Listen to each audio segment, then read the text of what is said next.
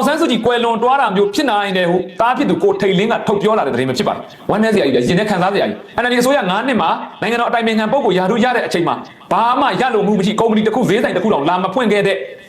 ဒေါ်ဆန်းစုကြည်ရဲ့တာသမီမြင့်မြင့်တည်ဒါပေမဲ့ဒီနေ့အချိန်မှာသူတို့အမေဘာဖြစ်လဲသူတို့အဖွားဘာဖြစ်လဲတိကျင်ကြမှာပဲစိတ်ပူကြမှာပဲခံစားကြည့်ပေါ့နော်အကြမ်းဖက်စစ်တပ်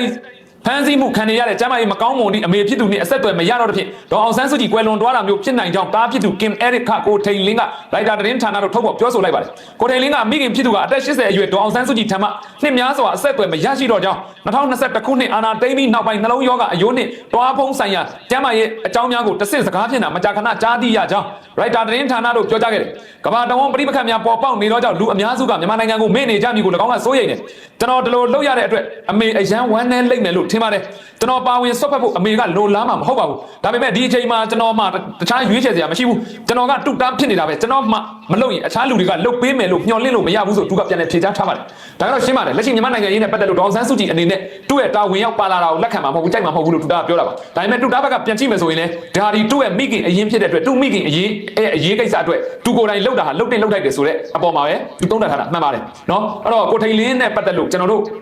လူလိုတိတဲ့လူတွေပေါ့ဗျာဒါဒီနေရာမှာစကားလုံးကဒီလိုမျိုးသုံးရမယ်လူလိုကိုချင်းစာတရားတွေလူလိုအတိတရားတွေရှိတဲ့ကျွန်တော်တို့တိုင်းသူပြည်သားတွေအနေနဲ့ကိုထိန်လင်းကိုတောင်းပန်စရာစကားလုံးတော့ရှိမှာမဟုတ်ပါဘူး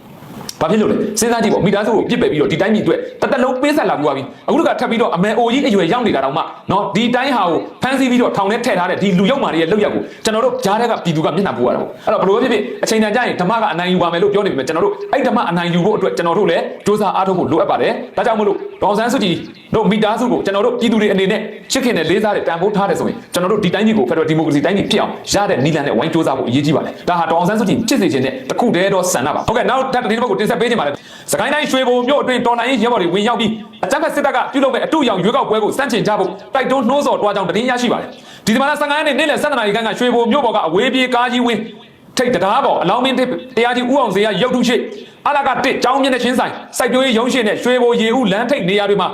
အကြမ်းဖက်စစ်တပ်ရဲ့ရွေးကောက်ပွဲကိုစန့်ကျင်ကြဖို့ဘီနိုင်တွေချိတ်ဆွဲခြင်းလက်ကမ်းစာဆောင်တွေမျှဝေခြင်းအတူရောင်ရွေးကောက်ပွဲစန့်ကျင်ရေးကြပြားတွေရွတ်ဖက်ပြီးနှိုးဆော်တာတွေပြုလုပ်ခဲ့ပါတယ်လို့ရွှေဘုံမြို့နယ်ပြည်သူ့ကာကွယ်ရေးအဖွဲ့ PDO တိုက်နယ်ပကဖအဖွဲ့ကထုတ်ပြန်ပါတယ်